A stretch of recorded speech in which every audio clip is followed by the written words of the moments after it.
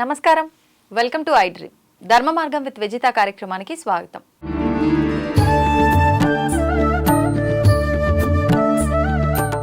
ప్రస్తుతం మనతో పాటు ఉన్నారు శ్రీ స్వామి స్థిత ప్రజ్ఞానంద సరస్వతి గారు. ఇప్పుడు వారితో మాట్లాడి మరిన్ని మంచి మంచి విషయాలు అడిగి తెలుసుకునే ప్రయత్నం చేద్దాం.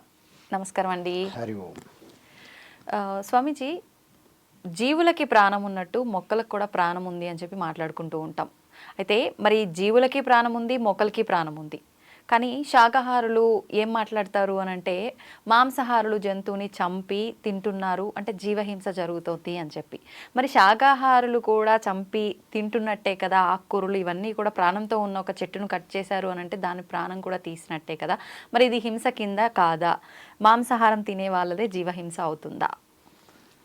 ఈ ప్రశ్న చాలా ఉత్తమమైన ప్రశ్న అమ్మ. ఎందుకంటే ఈ ప్రశ్నకి సమాధానం చెప్పాలని నేను వెతుకుతున్నాను. ఎక్కడ ప్రశ్న అడుగుతారా సమాధానం చెప్పాలని. వాస్తవానికి మనం నాన్ వెజ్ అంటే మాంసాహారం తినడం వలన హింస అవుతుందని సమాధానం చెప్తూ ఉంటారు. అది పూర్తి స్థాయి సమాధానం కాదు. ఎందుకంటే మనకి ఈ సృష్టిలో ధర్మచక్రములో ఒక క్రమం ప్రక్రియ ఉన్నది. అంటే ఎవల్యూషన్ ప్రక్రియ అంటారు, జీవన ప్రక్రియ. ఏదైతే డార్విన్ థియరీ చెప్పిందో జీవ పరిణామ సిద్ధాంతంలో, ఈ ప్రక్రియలో ఆ యొక్క కీటకాలు అంతకుముందు ఈ యొక్క క్రీపర్స్ ఏవైతే మొక్కలు వెజిటబుల్స్ ఉన్నాయో ఆ నెక్స్ట్ ఎవల్యూషన్ ప్రాసెస్లో ఆఖరికి ఎవల్యూషన్ ప్రాసెస్ ఏంటంటే మానవులు అనమాట. సో మానవుల కంటే ముందు ఎవల్యూషన్ ప్రాసెస్లు ఏముంటాయి? జంతువులు, ప్రాణులు ఉంటాయి, తర్వాత పక్షులు ఉంటాయి, తర్వాత వృక్షములు ఉంటాయి, తర్వాత అలా వస్తాయి. అందువలన ఇప్పుడు మనకి వెజిటేరియన్ తినడం వలనను మాంసం తినడం వలన తేడా ఏంటంటే, మనకి మన ఎవల్యూషన్ జంతువులకి మనకు దగ్గరగా ఉంటుంది సంబంధం. అందుకే కోతి నుంచి పుట్టాడు మానవుడని మనం పాటలు పాడుతుంటారు. ఇప్పుడు కూడాను మనకి కోతికి చాలా దగ్గర చేష్టలు ఉంటాయి. మన మైండ్ ఈజ్ ఆల్మోస్ట్ ఆల్ కోతితో సమానం, కోతిగానే ఉంటుంది. అందువలన మనలో ఉన్నటువంటి ఎంబైబింగ్ అనమాట. అంటే ఏంటి? మనం ఈరోజు టమాటాలు తింటున్నాం, తినే ముందే టమాటా, తిన్న తర్వాత ఏమవుతుంది? టమాటా ఈజ్ నో మోర్ టమాటా, మీ కింద మారిపోతుంది. సో అందువలన వెజిటేరియన్ మీట్లో మీలో జీర్ణం డైజెస్ట్ చేసుకోవడం చాలా సులభమైన ప్రక్రియ. ఎందుకంటే దానికి మనలో ఉన్నటువంటి ఈ ఎమోషనల్ భావనలకి ఎనిమిటీ తక్కువ. ఈజీగా దాన్ని మనం డైవర్ట్ చేసి కన్జ్యూమ్ చేసుకోగలం. ఒకవేళ మనం మాంసం తింటే ఆ జంతువుల్లో ఉన్నటువంటి ఏ ఫీలింగ్స్, ఏ భావనల ద్వారా దాన్ని ఫినిష్ చేశారో, దాన్ని చంపారో, ఆ క్రూరమైన శౌర్యమైన ఆ భీతిల్లినటువంటి ఆ ఎమోషన్స్ మీలో వెళ్ళిపోతాయి. అప్పుడు మీ ఎమోషన్స్ ఆ ఎమోషన్స్ ఇద్దరు టగ్ ఆఫ్ వార్ అవుతాయి. అందువలన ఆ వ్యక్తికి శాంతి ఉండదు, టెన్షన్స్ ఉంటాయి. ఇంకొకటి, డైజెషన్ చేసుకోవడం కూడా చాలా కష్టమైన పని. ఎక్కువ సమయం అవసరం, ఎక్కువ ఆక్సిజన్ అవసరం, ఎక్కువ బ్లడ్ అవసరం. కాబట్టి జనరల్గా మీరు హింసాపరంగా మాత్రమే కాకుండా మొక్కలు తినడం అనేది ఈ ప్రాణికి ఈ ధర్మచక్రంలో అవసరం. అందుకే పులికి సింహంకి వెళ్ళి నువ్వు నాన్ వెజ్ తినొద్దని చెప్పకూడదు. దానికి అది స్వాభావికమైన ఆహారం. కానీ మనిషికి అలా లేదు. మనిషికి అవకాశం, చాయిస్ ఉంది. నువ్వు నాన్ వెజ్ తినాలా, శాకాహారం తినాలా. ఆ చాయిస్ ఉండేటప్పుడు శాకాహారం తినాలనే మనకి శాస్త్రంలో చెప్పింది. ఎందుకంటే కలంజనం న భక్షయేత్, సురాం న పిభేత్, అంటే ఆల్కహాల్ తాగకూడదు, మాంసం తినకూడదు. అయితే మాంసం ఒకరు తినవచ్చు. ఎవరైతే శారీరకంగా కేవలం శారీరకమైన శ్రమ ఎవరు చేస్తారో వారికి మాంసం తినే అవకాశం ఇచ్చారు. అందువలన సైనికులు ఆ వాతావరణంలో, అత్యంత చల్లనే వాతావరణంలో శారీరకంగా ఎక్కువగా ఒక దృఢత్వం కావాలనేటప్పుడు మాంసాహారం కూడా తినవచ్చు అన్నారు. అంటే ఎంత హార్డ్ వర్క్ చేసినా, ఏం చేసినా, శారీరక శ్రమ ఎంత ఉన్నా మనుషులంతా ఒకటే కదా. అంటే ఒక జాతికి సంబంధించి ఇప్పుడు మానవ జాతి అని అంటే అది అందరికీ వర్తించాలి కదా, ఎక్కువ తక్కువ అలా ఎందుకు? అందరూ ఒకటైనప్పుడు మనకి ఇక్కడంతా వెజిటేరియన్ వెజిటబుల్స్ అవైలబుల్ ఉంటాయి. కొన్ని ప్రదేశాల్లో వెజిటబుల్స్ అవైలబుల్ ఉండవు. ఆ వాతావరణకు అనుకూలమైనటువంటి మనము ఆ డ్రెస్, ఆ భోజనం, ఆ వాతావరణం అన్నిటికీ మనము అడ్జస్ట్మెంట్ అవ్వాలి. అందువలన కొన్ని ప్రదేశాలలో అసలు వెజిటేరియనే ఉండదు, కేవలం వాళ్ళు చేపలు, ఈ పక్షులు, ఈ జంతువులు మాంసం మీద ఆధారపడాల్సి ఉంటుంది. అందువలన అక్కడికి వెళ్ళి మనము వాళ్ళని డిస్టర్బ్ చేయకూడదు, వాళ్ళు వచ్చి ఇక్కడ మనం డిస్టర్బ్ చేయకూడదు. ఇప్పుడు హైదరాబాద్లో మనం ఉన్నాం, ఇక్కడ మాంసం లేకపోతే నేను బ్రతకననే ఒక్క వ్యక్తి కూడా చెప్పడానికి వీలు లేదు. ఇక్కడ మాంసం తింటారు, వెజిటేరియన్ కూడా తింటారు. కానీ వెజిటేరియన్కి మాంసానికి డిఫరెన్సెస్ ఉన్నాయి, తేడాలు. వెజిటేరియన్ తినడం వలన నీకు లాభం. నీలో ఉన్నటువంటి 3 గుణములు ఉన్నాయని చెప్పాను, తమో గుణము, రజో గుణము, సత్వ గుణము. నువ్వు మాంసం తినడం వలన తమో గుణం పెరుగుతుంది. తమో గుణం పెరగడం వలన నీ యొక్క ప్రక్రియలు ఎవల్యూషన్ పైకి వెళ్ళవు, కిందకి వెళ్ళిపోతుంది. కిందకి వెళ్ళిపోతుంది అంటే నీకు శారీరకంగా చూసుకుంటున్నావు తప్ప ఒక మనస్సు, బుద్ధి, ఇంకా స్పిరిచువల్గా ఆధ్యాత్మికంగా నీకు వృద్ధి లేదు. ఆధ్యాత్మికంగా వృద్ధి కావాలంటే బుద్ధి కౌశలంగా పనిచేయాలి, చురుకుగా పనిచేయాలి. బుద్ధి పనిచేయాలంటే ఆ వెజిటేరియన్ అనేది మీకు ఒక తోడ్పాటు ఇస్తుంది, వృద్ధికి సహకరిస్తుంది. మాంసం తినడం వలన you need a lot of sleep. నీకు ఎక్కువ నిద్ర అవసరం, డైజెషన్కి ఎక్కువ సమయం పట్టాలి. అంటే యూ ఆల్మోస్ట్ ఆల్ కంప్లీట్లీ నిద్ర, లేజీ, వీటి మీద వెళ్ళిపోతున్నావు అనమాట. అంటే నీ యొక్క ఏదైతే ఆధ్యాత్మిక వృద్ధిని నీవే కోరుకొని వ్యతిరేక దిశలో తీసుకుపోతున్నావు. అందుకే తపస్సులో ఎప్పుడు కూడాను నాన్ వెజ్ని ఎంకరేజ్ చేయరు. ఇది ఒకటి మెయిన్ కారణం. ఎందుకంటే మీ భావనలు ఎంత స్ట్రిక్ట్గా హార్డ్గా ఉంటాయో, ఈ మాంసం తినడం వలన వాటికి ఇటుకి టగ్ ఆఫ్ వార్, యుద్ధం జరుగుతుంది లోపల. అయితే మరి మొక్కలు, ఈ వెజిటేరియన్ ఏంటి, దాంట్లో చాలా వీక్గా ఉంటుంది. ఎందుకు, మనకి ఆ జీవన ప్రక్రియలో చాలా గ్యాప్ అనమాట. ఇంకా జంతువులు మన దగ్గర ఉంటాయి. అందువలన ఇది ఒకటి మెయిన్ కారణం. తరువాత జంతువులకి మొక్కలకి తేడా ఉంటుంది. వీటి యొక్క ఫీలింగ్స్, ఎమోషన్స్ అనేది మనం స్పష్టంగా చూస్తుంటాం అనమాట. మొక్కలకు మీరు అంతగా చూడలేరు, దాంట్లో ప్రాణం ఉండడం మాట నిజం. కాబట్టి మొక్కలకు మనం తినడం వలన మనకి వేరే అవకాశం లేదు.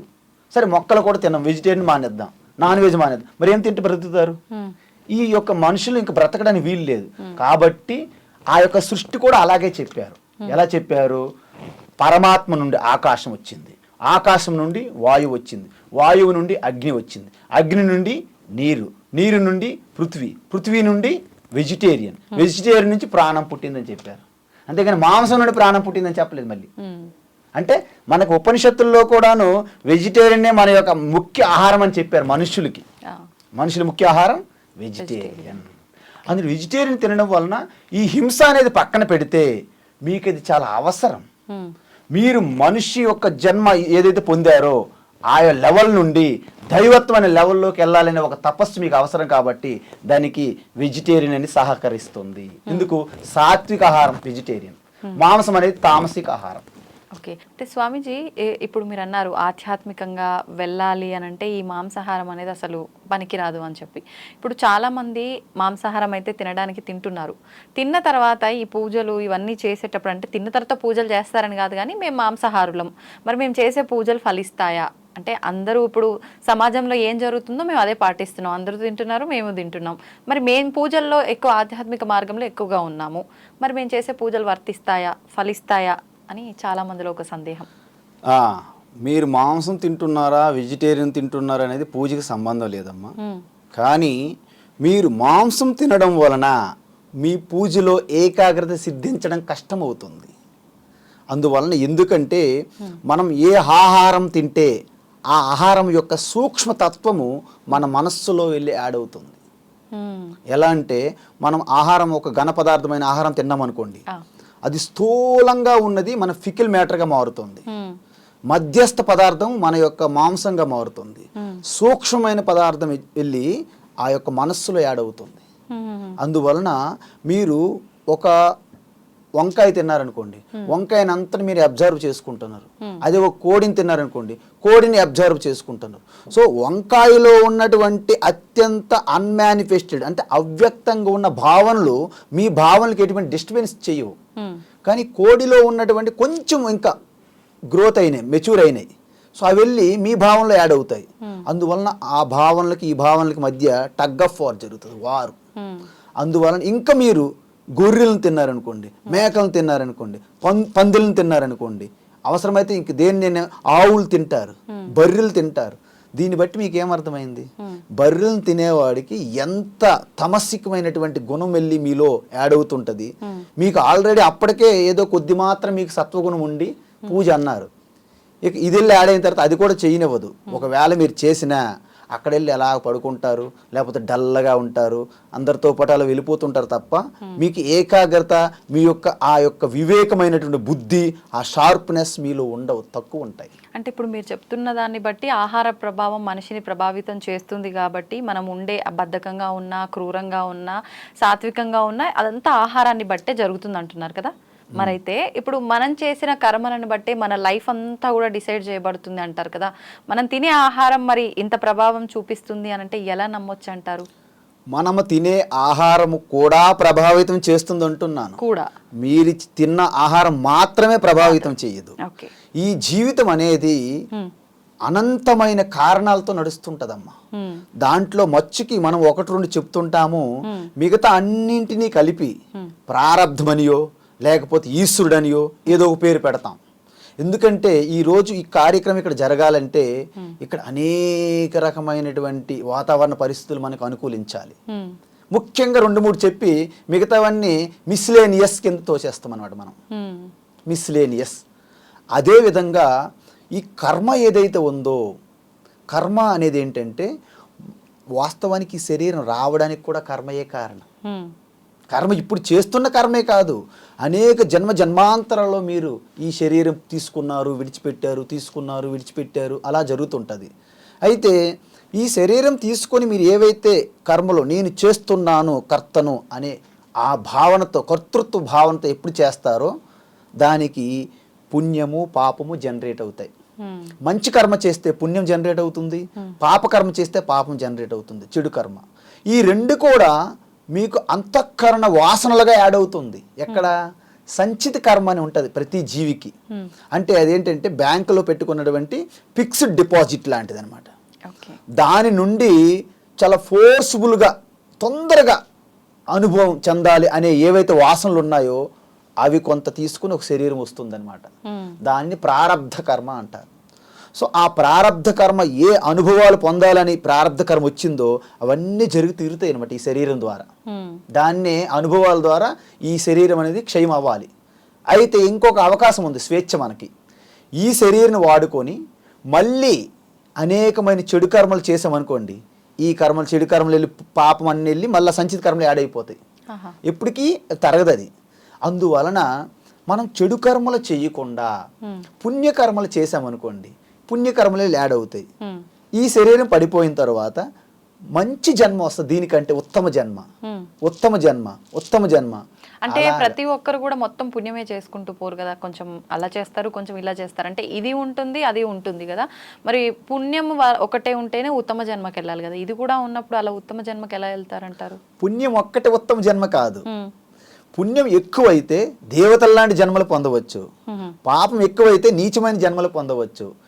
మిక్సింగ్ అయితే మిశ్రమ, మన మిశ్ర అంటారు చూడు, జగన్నాథ మిశ్ర, రామచంద్ర మిశ్ర, అంటే మానవులకి ఏంటంటే మిక్చర్ అంటారు.